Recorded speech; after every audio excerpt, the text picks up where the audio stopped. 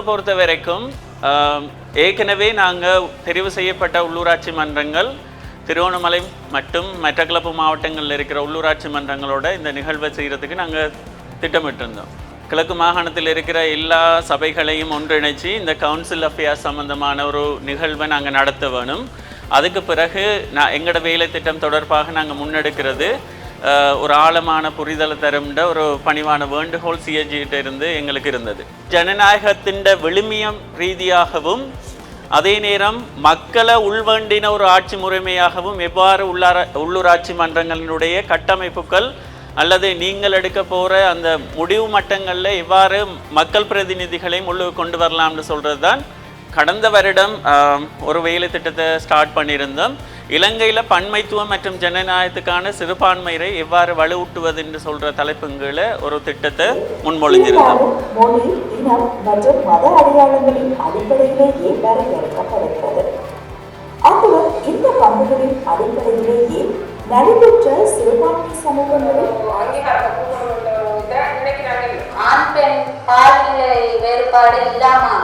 இதில் விசேட தேவையுடைய ஆக்கள், பழங்குடி மக்கள், இடம்பெயர்ந்த ஆக்கள், அது மாதிரி சாதி தொடர்பாக புறக்கணிக்கப்பட்ட ஆக்கள் என்று ஒவ்வொரு கட்டமைப்புல நாங்கள் எவ்வளவுதான் மாடர்ன் சொசைட்டியாக இருந்தாலும் நிறைய சவால்கள் இருக்கிறத ஒரு ஆய்வு மூலம் நாங்கள் உறுதிப்படுத்தியிருக்கிறோம். இப்போ நாங்கள் இலங்கையில் இருக்கிற எல்லா சபைகள்லையும் இந்த வேலைகளை செஞ்சு கொண்டு வரப்படியால் இந்த வலுவிழந்த நிலைமையில் இருக்கிற இந்த பெண்கள் சில பரிந்துரைகளை ஆய்வின் பிரகாரம் சில பரிந்துரைகளை உள்ளூராட்சி மன்றத்தினுடைய தலைவர்களுக்கு கையளிக்க இருக்கிறாங்க. நாங்கள் எவ்வாறு நீங்கள் உங்களோட உள்ளூராட்சி மன்ற கட்டமைப்புகளில் அவங்கள உள்வாண்டி கொள்ளலாம்னு சொல்லி பரிந்துரைகளை இப்போ நாங்கள் உங்களுக்கு அவங்களே கையளிப்பாங்க.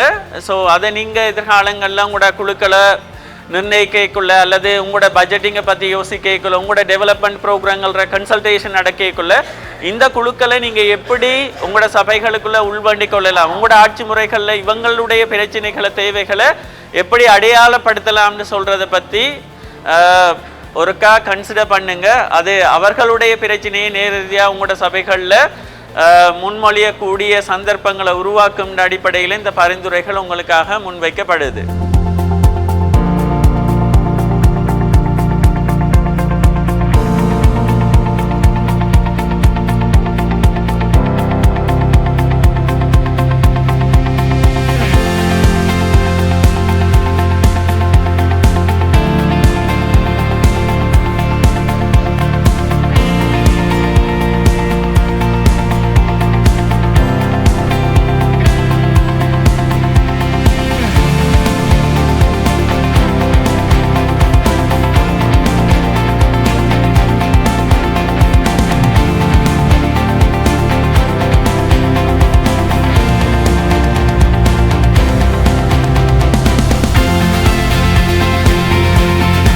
வரும் காலங்களில் குறைந்தபட்சம் எல்ஏபிடிபி ப்ரிப்பேரேஷன் இருக்குதானே, மக்களுக்கான தேவைகளை அடையாளப்படுத்தல் அந்த வேலை திட்டத்தில் அவர்களையும் உள்வாங்கி உங்களுடைய பிரதேசத்துக்கான அபிவிருத்தி வேலை திட்டங்களை நீங்கள் திட்டமிடுவதற்கு எதுவாக இருக்கும் என்று நான் நினைக்கின்றேன்.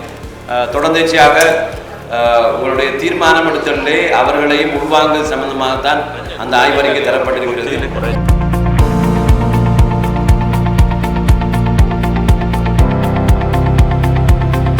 இதுவரை காலமும் பெண்கள், நலிவுற்ற பெண்கள், வறுமை கோட்டில் வாழ்கின்ற பெண்கள், புறக்கணிக்கப்பட்ட சமூகம் என்று சொல்லி அனைத்து சமூகத்தை உள்ளடக்கி அவர்களுக்கான தேர்தல் காலங்களில் அவங்களுக்கான உரிமைகளை வென்றெடுக்கிறது. அவங்களும் பெண்களாக இருந்து நிறைய உரிமைகளை மக்களுக்கு பெற்றுக் கொடுக்க வேண்டும் என்ற ஒரு இதுக்கு தொழிற்பொருள் கீழில் மாற்றுத்திறனாளிகள், பெண்கள் தலைமை தாங்கும் குடும்பங்கள், வறிய குடும்பங்கள் இப்படியான பெண்களை வலுப்படுத்தி அரசியலுக்குள்ளே உள்வாங்கி இன்றைக்கு அதற்கான ஒரு தீர்வு எங்களுக்கு கிடைச்சிருக்குது. அதாவது கௌரவ தவிசாளர்கள், கௌரவ நேயர்கள், கௌரவ பிரதேச செயலாளர்கள் போன்றவர்களை அழைத்து எங்கள் மூலம் அவர்களுக்கு தெளிவுபடுத்தி அவர்களுக்குரிய பரிந்துரைகள் படுத்தி கொடுத்திருக்கோம். அதனை எடுத்து நாங்களும் மிச்சம் சந்தோஷப்படுறோம். ESTF நிறுவனத்துக்கும் நன்றி சொல்கிறோம். இன்று நாங்கள் அவங்களோட ஒரு மனு ஒன்றை பரிந்துரை ஒன்றை கையளித்தோம். அந்த கையளித்த பரிந்துரையில் நாங்கள் எங்கள் மூலமாக சமுதாயத்துக்கு அவங்களுக்கு எங்கள் மூலமாக சமுதாயத்துக்கு நிறைய விஷயங்கள் வெளிவரும். நாங்கள் இவங்களிடம் ஒப்படைத்த விஷயங்கள் மக்களுக்கு போய் சேரும் என்ற ஒரு மன திருப்தியும் மன சந்தோஷமும் எங்களுக்கு இன்றைக்கு இருக்குது. இப்போ அந்த கையளிப்பின் மூலம் ஒரு பிம்பம் ஒன்று எங்களுக்கு வெளிவருமென்ற ஒரு நம்பிக்கை ஒன்று இருக்குது. அந்த வகையில் நான் ஒரு சந்தோஷப்படுறவளாக இருக்கிறேன். என்ன காரணம்னா எங்களோட மக்கள்ற அந்த மனக்குறைய இந்த இப்படியான ஒரு இடத்துக்கு கொண்டு செல்றதுக்கு நானும் ஒரு உந்து சக்தியாக இருந்திருக்கிறேன் என்று நினைக்கக்குள்ள அது எனக்கு ஒரு மன சந்தோஷத்தை ஏற்படுத்துது.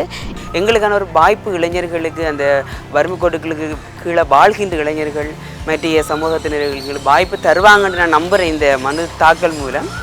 ஸோ எனக்கு ஒரு இந்த சமுதாயத்திற்கு எடுத்து போகிற அளவுக்கு இந்த சமூகங்கள் இப்போ என்ன மாதிரி நிறைய இளைஞர்கள் அரசியல் ஈடுபடுறதுக்குரிய ஒரு வாய்ப்புகள் நிறைய இருக்குது, ஈடுபட்டு கொண்டு இருக்கின்றார்கள். ஆனால் அவங்களுக்கு ஒரு உந்துதலாக இருக்கும் நினைக்கிறேன். ஒரு வாய்ப்பு, இது ஒரு வாய்ப்பு நாங்கள் கொடுத்த ஒரு மனு தாக்கல் ஒரு வாய்ப்பாக இருக்கும். இந்த EST இந்த நிறுவனத்துக்கு நான் இந்த டைமில் நான் நன்றி சொல்கிறேன்.